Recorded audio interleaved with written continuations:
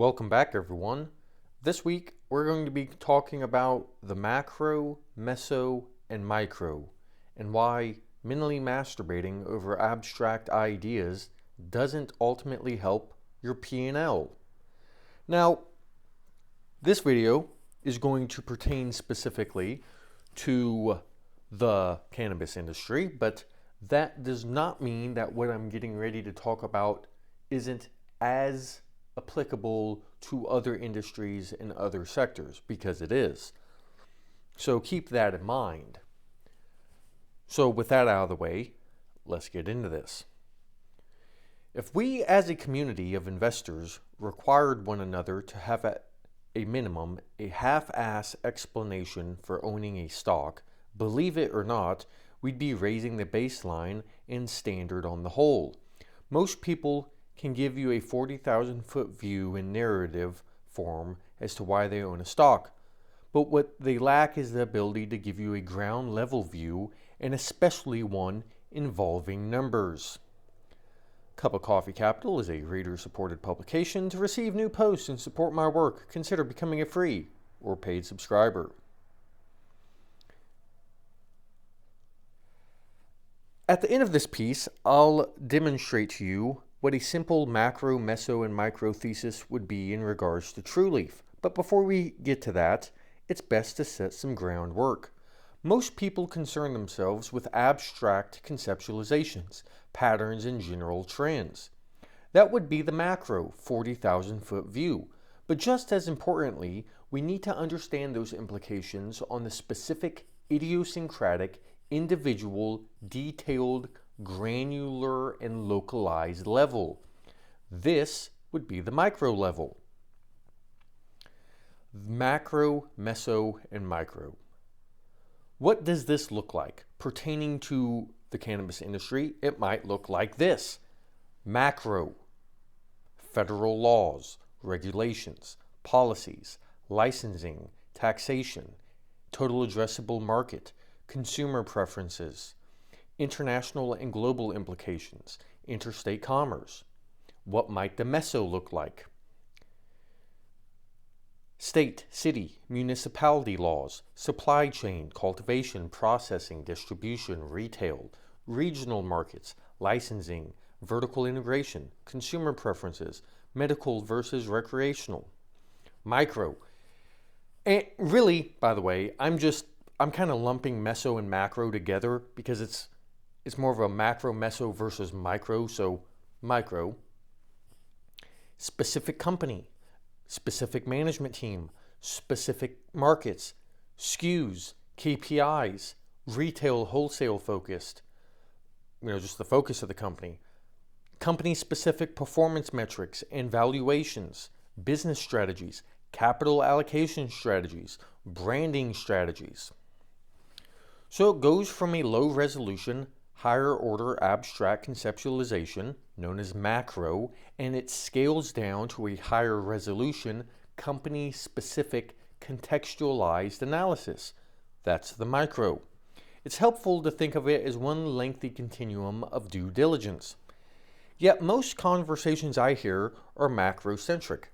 An inordinate amount of time is spent on the combinations and permutations of what might happen on a macro scale. For most, this leaves little time to focus on the smaller important details. They spend a disproportionate amount of time mentally masturbating and pontificating with little practical and pragmatic insight. It's largely just lofty ideas. The last half-decade of failed prognostications should readily demonstrate this truth. They've made macro concerns the central key talking point, and by doing so, they've cleverly excused themselves from having to do any real detailed work. After all, why bother if everything is going to be determined by some key binary legislative issue? They've created a single point of failure or success for the cannabis industry. At the end of the day, either reform happens or it doesn't, and that will be the determining factor of the cannabis industry's success or failure, along with any and all individual companies. At least that's the contrived narrative and curated belief that they've created. That's their line of logic. but it's predicated on a false premise, because the success or failure of any given cannabis company isn't predicated on anticipated future legislative reform. Personally, I try not to incorporate cognitive errors such as the fallacy of division and hasty generalizations into my investing thesis. For instance, I don't think that Green Thumb will go out of business if safe banking, rescheduling, or federal legislation never happens. However, some companies will. It's a case-by-case basis. In my opinion, the longer it takes for those things to occur, the better positioned Green Thumb will become. Matter of fact, as a GTI investor, I don't want those things to occur. At least from the level of analysis of the investor standpoint. This idea of government reform being the key issue for many people reminded me of something I've written. Although the below excerpt pertained to a different topic, it's quite applicable here. So let me read it to you. And quote, "You have a phrase. In this case, let's call that reform is necessary for cannabis companies to succeed." That quote is then conceptualized as a problem that's then conceptualized as a crisis. Then people parade themselves around as committed to that issue and deem themselves with higher moral virtue because of their allegiance to that superordinate idea. And now they can point to any piece of evidence, any financial metric or market dynamic that indicates and supports their claim that it's not just true, but an instant, imminent, and immediate existential crisis. That now alleged crisis acts as a unidimensional governance over any conversation and everything you do, all in reference to that singular frame and point of view. Numerous parties and members doing this results in global universal governance, groupthink, and herd mentality. And if you don't put that issue at the top of your list, then you're immoral for not doing so, and by extension are now part of the problem. But this all begs the question as to why the initial problem and adopted phrases are the key talking points. And what about other problems? What you realize is that it's selected for you, and it's not a point of conversation to be had, but is the topic du jour, and anything which isn't that topic is perceived as a threat and is you trying to sidetrack and derail the conversation of what's considered above all else. You can't have a conversation unless that issue is your conversation. It's an uncontroversial, axiomatic, self-evident, and obvious first principle, and it sets the precedent for everything else. It sets the stage for the main event, which is the discussion. It's considered an immutable point with extensions into everything, considered from the outset as unignorable. It's the prescript for all else. It's with this crisis in mind that all things are addressed in relation to. Every prescription and proscription, every illness and cause will be viewed in the light of the crisis. You'll find it's often a specious pretext. It's not the goal, nor are the means carried out with the spirit of that goal in mind, and it's a rhetorical smoke and mirrors that gives them plausible deniability to their ulterior motives. But hey, you better play along if you know what's good for you. You better play along if you know what's good for you. End quote. And, that was in regards to more, let's call it politically sensitive issues that's often discussed. But that quote that excerpt applies beautifully.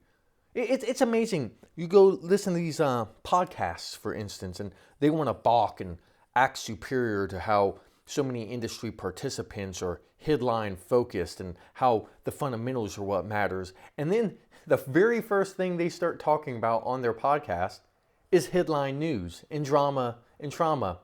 And it's very funny, the severity of denial within this industry among its participants is absolutely incredible, because a lot of people will say and have said they don't like my tone in regards to this industry, and fair enough. If I was them, I wouldn't like my tone either.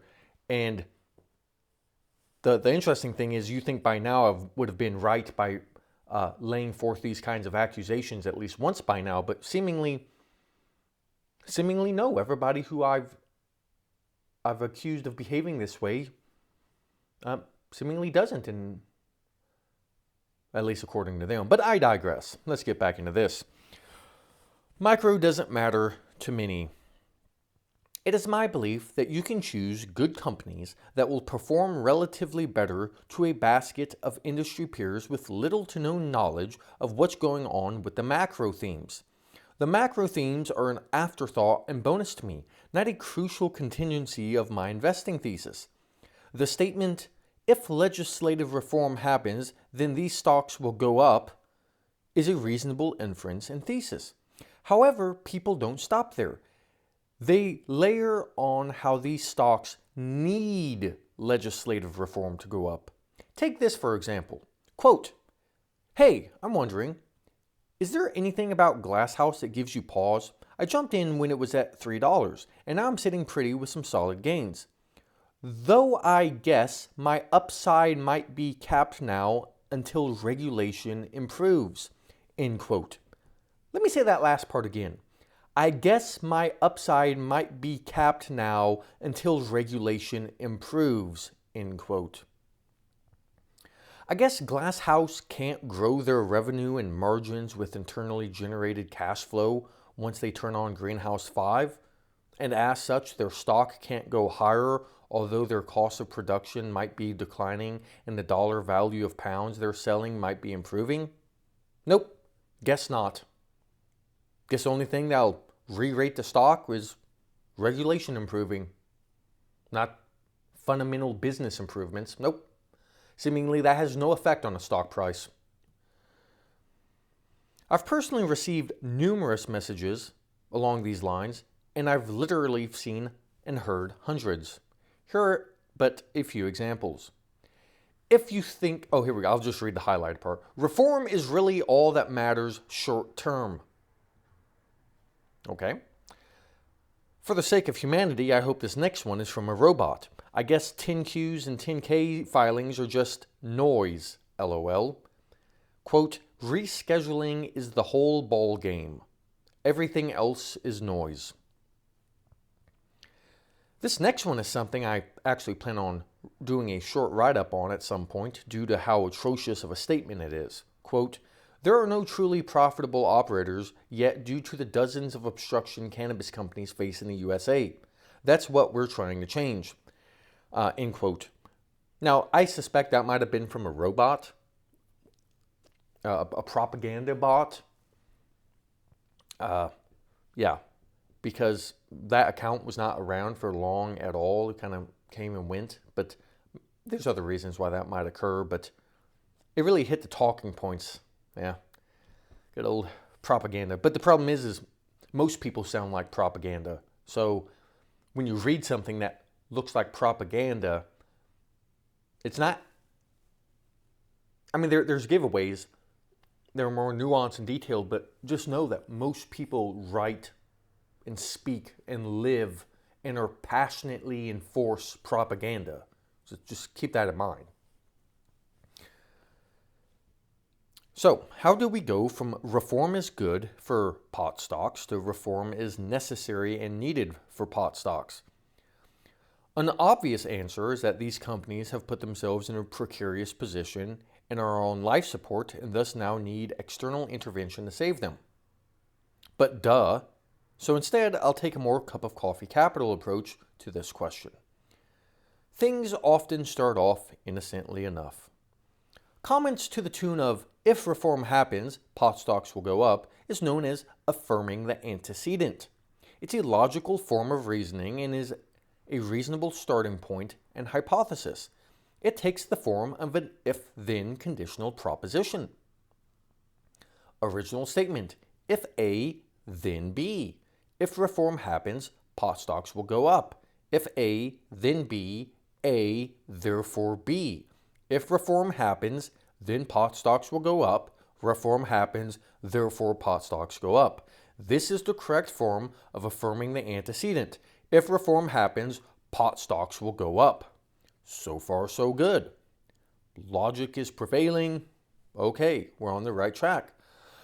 The problem is that people just can't help but transform the initial logic into illogic.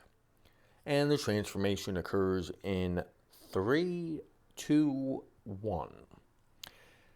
They make it an inverse statement. If not A, then not B. If reform doesn't happen, then pot stocks won't go up. If not A, then not B. Not A, therefore not B. If reform doesn't happen, then pot stocks won't go up. Reform doesn't happen, therefore pot stocks won't go up. This sort of reasoning leads to the incorrect affirming the consequent. If pot stocks go up, then reform must have happened. Right? After all, if reform doesn't happen, then these stocks are stuck in some sort of purgatory limbo. Isn't that what people are saying? Isn't that what these shells of selves and propagandist machines and agitprop individuals are saying? Isn't that why it was suggested to me earlier in that shared comment that I just read to you a couple of moments ago that Glasshouse's upside is capped without regulatory improvement? Why would that be? Because if reform doesn't happen, then Glasshouse won't go up. They committed affirming the consequent. Like this is no light matter. I really want you to understand this. I recommend link to this article is in the description below. I would go click on it. The problem with these sorts of logical things is that when they were taught to us, first of all, it was not in a serious manner, and in all probability, it was largely taught to us by a massive hypocrite, which also doesn't help.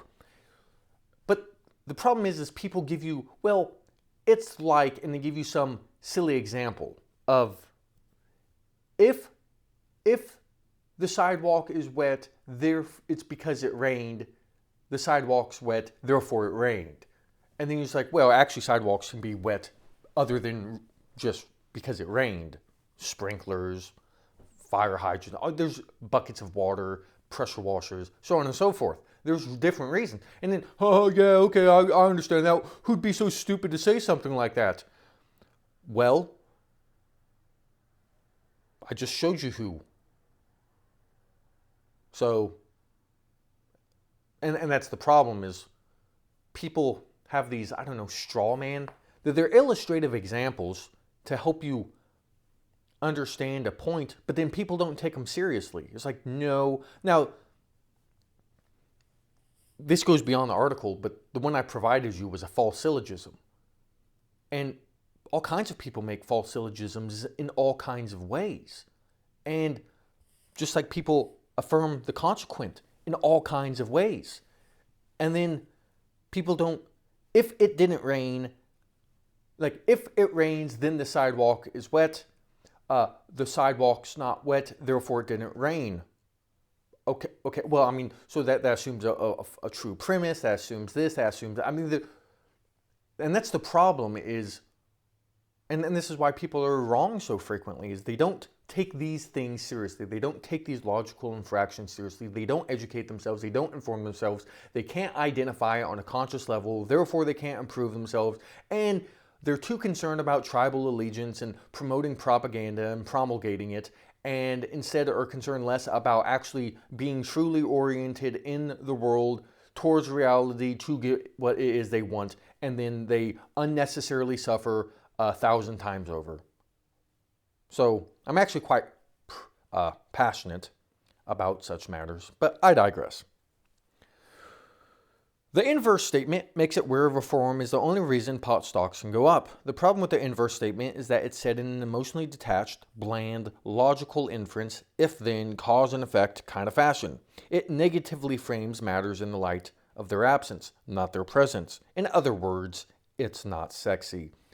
The final subtle yet necessary transformation occurs now. This creates an explicit, overt, indirect statement. It positively frames things in an emphatic fashion, a sort of plea and call to action by stating an explicit requirement and prerequisite. It sets the groundwork for arousing emotions. This is the reframing of the inverse statement. A needs to happen, then B.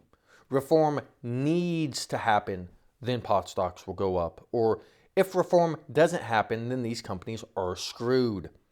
Haven't you heard some sort of derivation and derivative of those sorts of comments?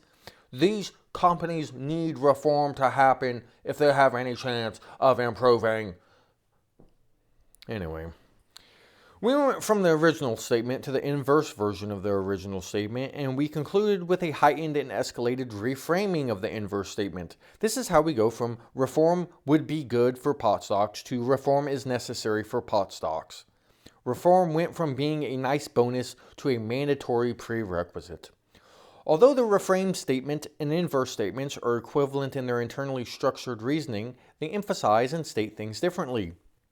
The reframed version emphasizes the importance of reform, and it's in that emphasis that subtextual sentiment is expressed: emotions. On the other hand, the inverse statement is more of a straightforward statement of fact via a logical implication and consequence in the form of rational extrapolation. Boring brain stuff. I'm well aware of the gravity of this sort of indictment and observation. After all, I'm accusing the vast swath of market participants and public commentators in this space of being emotionless inverters of reality. This insidious slippage of reasoning occurs for a few reasons, and I mean just that. These are but a few reasons. Number one, people's predisposition to simplify matters even to the point of falsity. Remember, it started by simply stating what a catalyst might be for pot stocks, and it became an essential necessity and requirement for those pot stocks. Number two, feels over reals. The seeming necessity for humans to emphasize sentiment and emotionality. They can't get enough of that stuff. This often manifests in the form of a rhetorical device known as antithesis. This is when you throw emphasis. This is when you overemphasize one point and underemphasize another point in order to create contrast between those 2 points. This is what people do when they say, I never get what I want, he always gets what he wants, or small things don't matter, big things matter. It's an exaggeration, distortion, and inaccurate accounting of reality to express an underlying sentiment towards an idea. That is how you get to a binary extreme and reframe statement from what was once a valid inference and thesis. This is why reform must happen, and other contributing variables that could improve the company's operations are reduced to nothing. It's to create contrast. Macro is as far as they've taken matters. Number three, macro is as far as they've taken matters. They're hammers that treat everything like nails. It's the limitations of their expertise that determine their speech patterns. Their macro focus causes them to not provide proper tribute to the micro. This is the arc of development. It starts with a macro thesis, which, may I remind you, in and of itself is a partial and incomplete representation that excludes contributing factors such as the micro. Then, people emotionalize and simplify what's already an oversimplified thought. Then, people steadily amplify and radicalize a simplified version of a simplified thesis. And this is how you get statements like, without federal reform, cannabis stocks are doomed. The reason that I have a problem with this sort of faulty framing in regards to correlating the need for reform in order for cannabis stocks to appreciate in price is because it causes people to miss opportunities. As I noted earlier in the glass house example, there are companies out there making incremental improvements to their business operations that will cause them to do well into the future. This is independent of any reform. Let's not forget, too, that it was the macro focus, micro blindness, that provided the rationale for people buying these companies at 50 times price to sales, 100 times price to sales, 200 times price to sales. Let's not forget that. A reason for these people's fixations on the macro thesis is that they don't have anything else. A macro thesis is the easiest to adopt and feels like it's the easiest to understand. It's also the easiest to shift goalposts on and engage in thesis creep.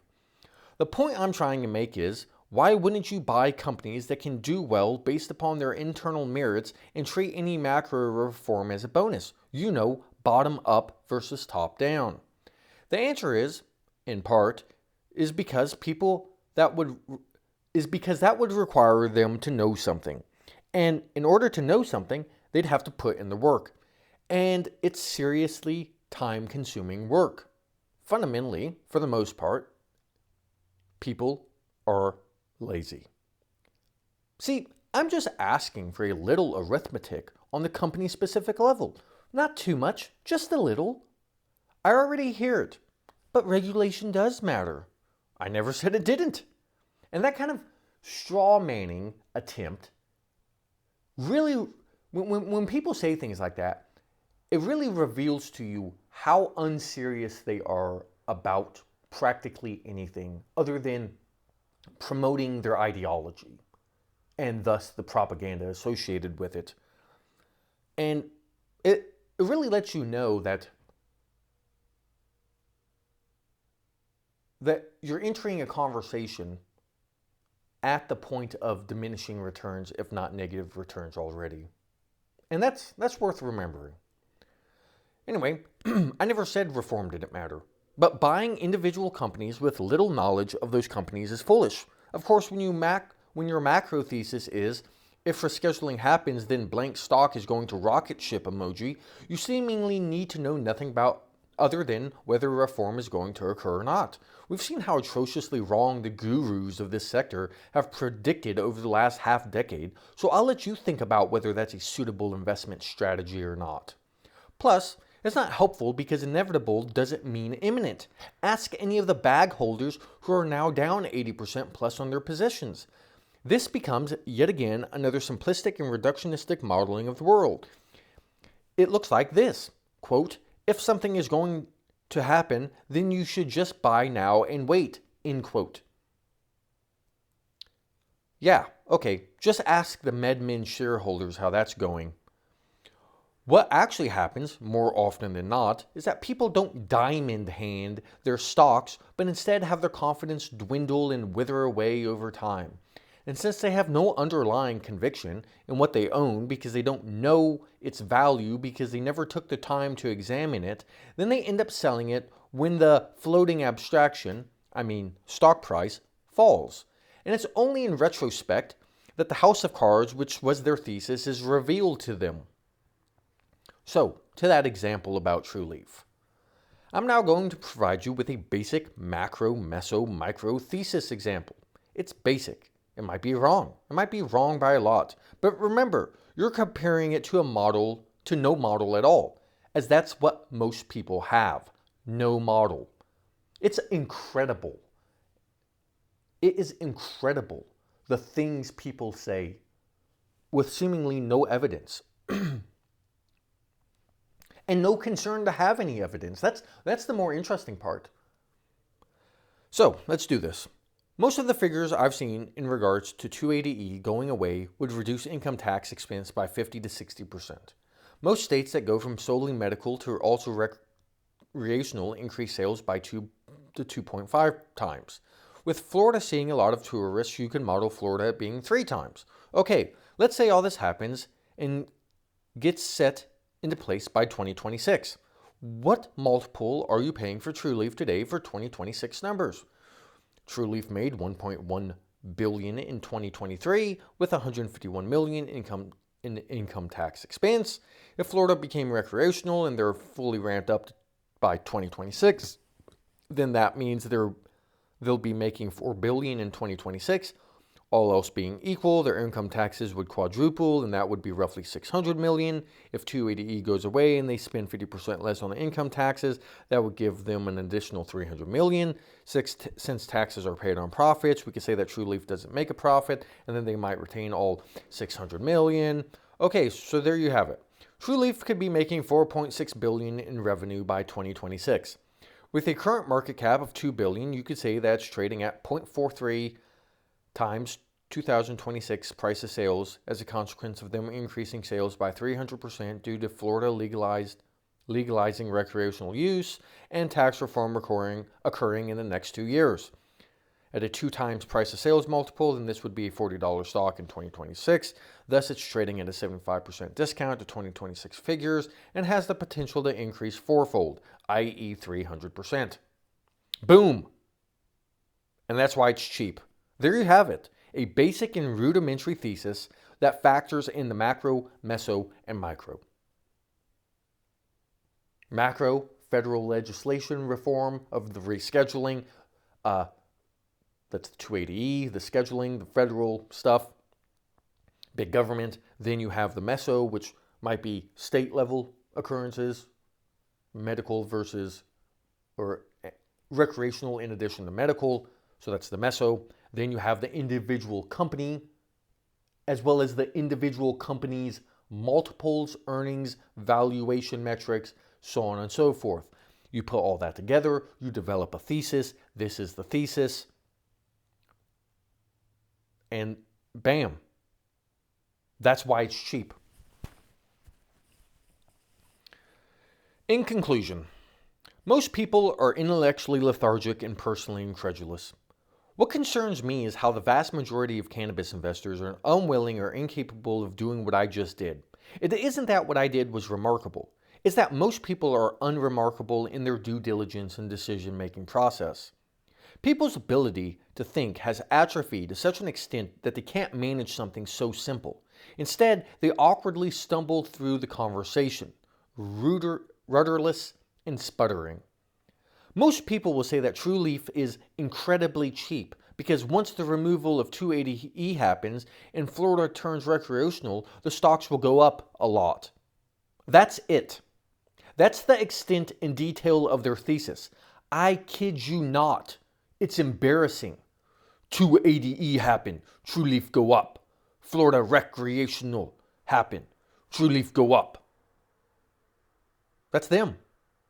That's most people. Those are your heroes that you might be a sycophant or in a parasocial relationship with. That's most of these people on social media, on Twitter, on podcasts. That's about it. That's about it. Oh yeah, they say a lot more words. You know, if you can't, if you can't dazzle them with brilliance, baffle them with bullshit. Right? If they're speaking so intelligently, then how have they been so ruinous to their investing over the last multiple years? If they're so brilliant and perspicacious, why can't they detail why it's cheap? Well, they just know on some intuitive, instinctual level that it's cheaper than what it would be. Like, wow, what a remarkable due diligence process. So, yeah, they have a sense they'll go up, but they don't know how much. They have an ill-defined, unrefined, rudimentary, cursory, and ephemeral sense which they can't articulate. Their understanding of reality is limited and incomplete. And why shouldn't it be when all they have is a loosely put together macro thesis? Their understanding lacks clarity, intricacy, and specificity, and thus focuses on broader, overarching ideas. It's out of necessity, not intention, that they focus on the more obtuse ideas. They'll post hoc rationalize matters by saying that they pride themselves on seeing the forest for the trees, or I try not to get bogged down in the minutiae of things, but that's just cope and fallacy. However, it provides them plausible deniability and a rhetorical smokescreen for being lackadaisical and inept. With that said, I'm done here. And once again, Cup of Coffee Capital is a reader-supported publication. To receive new posts and support my work, consider becoming a free or paid subscriber. Thank you for watching, and until next time.